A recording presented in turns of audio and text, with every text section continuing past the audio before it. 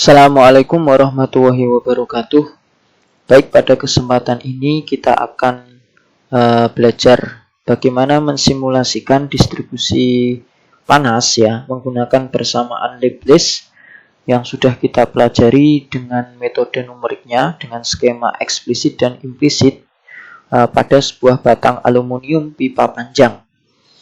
Nah, di sini kita menggunakan software Abaqus. Nah, sebenarnya harusnya bisa dua software ya, yaitu MATLAB dan Abaqus. Kenapa harus dua software? Karena memang kalau dengan MATLAB kita bisa lebih memahami algoritma metode numeriknya ya.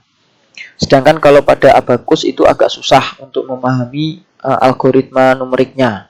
Sehingga nanti ketika soalnya diubah ya kalian hanya mengingat bagaimana step-stepnya saja, tidak sampai ke arah persamaan atau sains dari heat transfernya.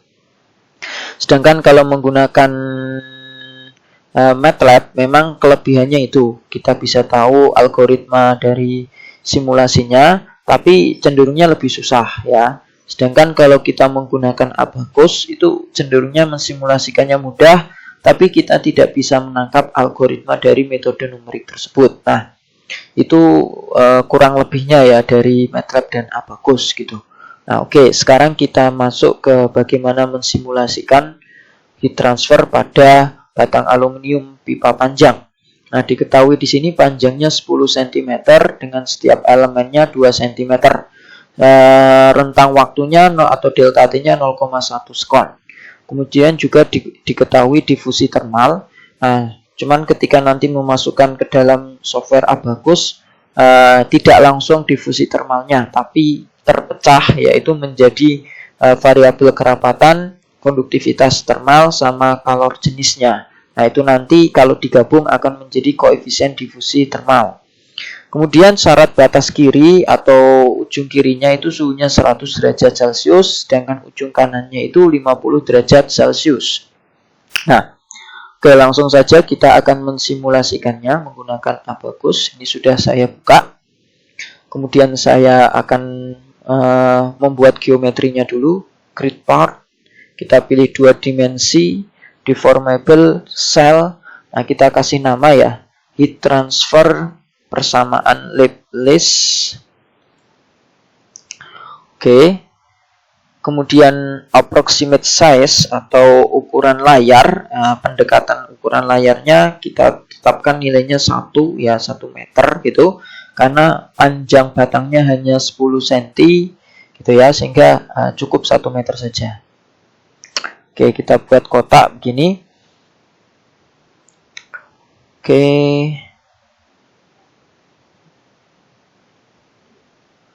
Oke ya, kita buat kotak begini, kemudian untuk mengatur panjang dan lebarnya.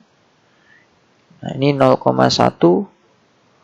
Sedangkan lebarnya kita tetapkan 0,04. Nah, ini sudah benar ya.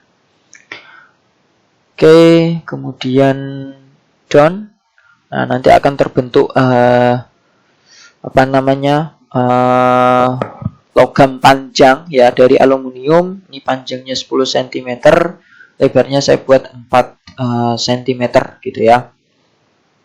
Kemudian kita masukkan sifat-sifatnya. Nah, ini saya kasih nama aluminium, di mana generalnya berisi density, densitasnya adalah 0,00267. Kemudian untuk sifat termalnya ada konduktivitas termal.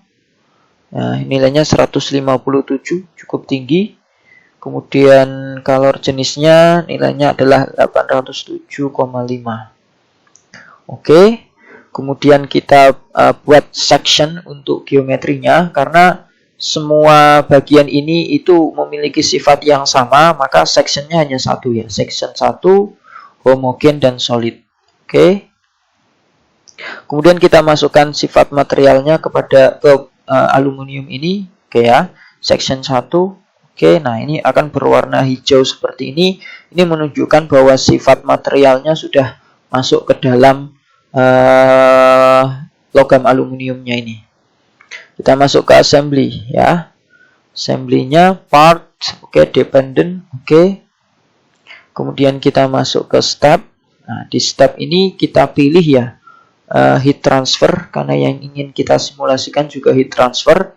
Kemudian kita masuk ke time period. Ini adalah lamanya distribusi panas yang kita inginkan, misalkan 10 detik saja. Nah, ini steady state. Incrementnya dibuat 1000 boleh. Ini 1. Oke. Selanjutnya kita pilih interaction, nggak usah karena sectionnya hanya 1. Kemudian kita pilih yang boundary condition. Ini boundary condition 1 ya. Kita letakkan yang di kiri, karena tadi yang di ujung kiri itu 100 untuk suhunya. Kemudian yang boundary condition 2 kita letakkan di kanan. Kita pilih 50 derajat gitu. Ya. Kemudian kita bisa buat mesh ya. Sebelum kita buat mesh, klik part dulu. Oke. Nah, yang dikatakan di soal tadi setiap elemennya adalah 2 cm, maka 0,02. Nah, ini kalau saya aplikasikan gini nanti ya. Semakin kecil nanti semakin bagus. Oke, terus kita mesh controlnya, pilih quark, medial axis, structure ya. Oke. Kemudian pilih ini. Nah, kita pilih family-nya juga yang heat transfer. Oke, kemudian kita akan lihat hasil mesh-nya ya. 1, 2, 3, 4, 5. Jadi ada 5. 1, 2, 3, 4, 5. Jadi ada 5 elemen gitu ya. Nah, nanti yang kita amati yang tengah-tengah sini gitu. Nah, itu perubahan suhunya bagaimana. Oke, setelah sudah selesai kita masuk ke job ya. Kita kasih nama dulu, namanya biarkan job 1. Terus oke ya. Kemudian dari sini nanti keluar job. Nah, ini kita submit. Terus oke.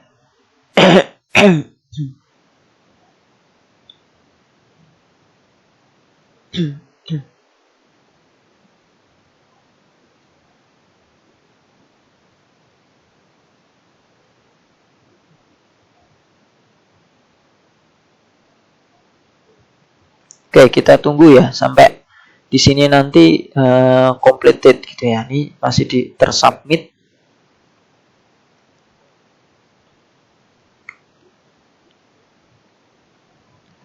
Oke, kita tunggu. Nah, ini sudah running ya.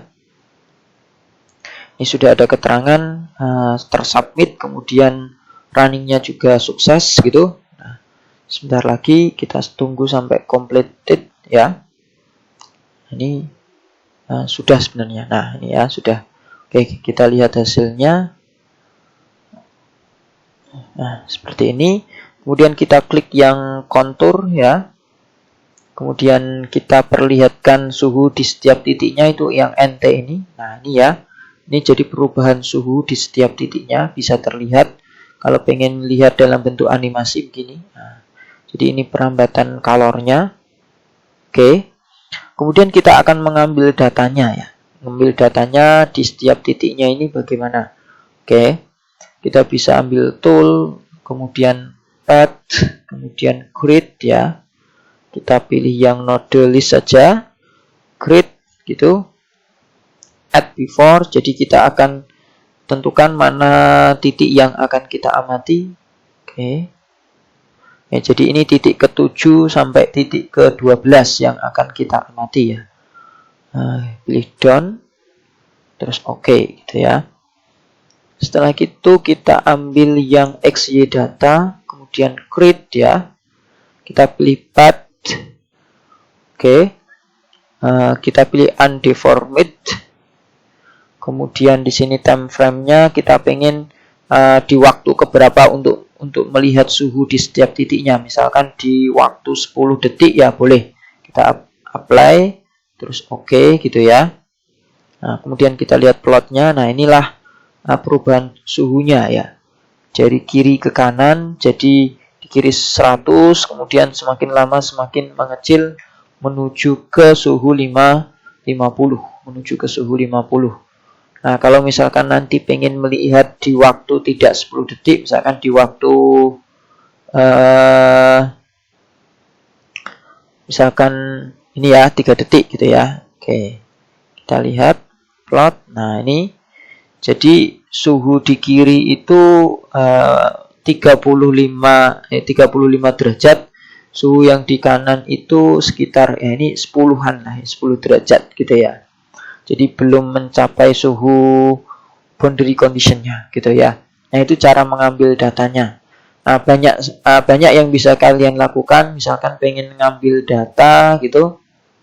Nah, ini bisa kalian pilih yang ini ya, ini bisa kalian ambil datanya. Nah, ini ya. Bisa kalian ambil data. Atau dari yang ini. Oke, atau ngambilnya dari sini juga bisa. Tadi ya. Nah, ini ya file out, misalkan kayak gini. Oke.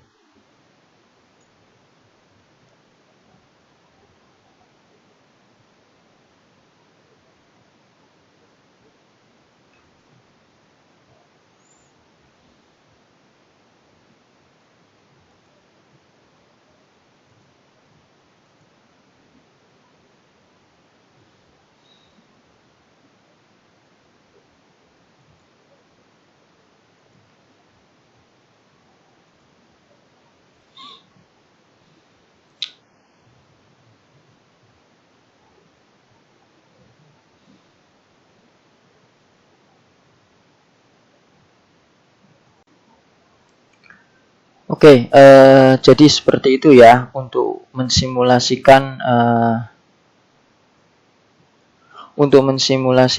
apa namanya heat transfer pada batang aluminium gitu. Nah, misalkan nanti terjadi perubahan, pengen merubah data ya, kalian klik model, terus sifatnya atau sectionnya atau stepnya bisa kalian ubah gitu ya. Kemudian nanti bisa lakukan submit lagi di job ini. Kemudian nanti bisa melihat hasilnya kembali gitu ya. Nah, seperti itu cara mensimulasikannya. Nah, ini dengan asumsi bahwa distribusi panasnya hanya pada logam aluminium. Nah, nanti kita bisa kombinasikan misalkan batang aluminium digandeng atau disambung dengan misalkan baja gitu ya. Nah, nanti distribusi panasnya bagaimana? Nah, nanti lain kali bisa kita bahas itu. Oke, cukup sekian untuk video hari ini. Kurang lebihnya minta maaf. Assalamualaikum warahmatullahi wabarakatuh.